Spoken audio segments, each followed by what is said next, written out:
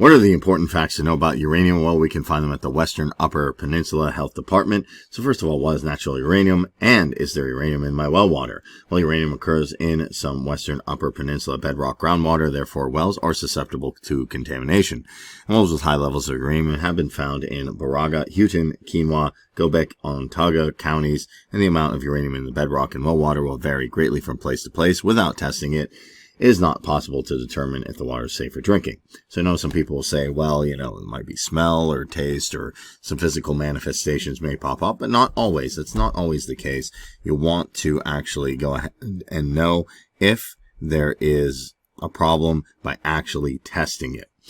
Now, how can uranium affect my health? The U.S. EPA sets standards for public drinking water, and these standards are known as safe drinking water limits. The limits for many chemicals and contaminants are health-based. Limits calculated by assuming that a person drinks 2 liters of water a day for 70 years. The safe limits are known as maximum containment levels, or MCLs, and the EPA considers water above MCL as being unsafe.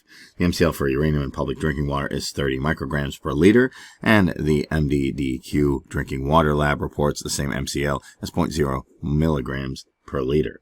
The MCL for uranium was established because of its toxicity as a heavy metal, which may result in kidney damage over time, and there may be a small increase in cancer risk over the course of a lifetime.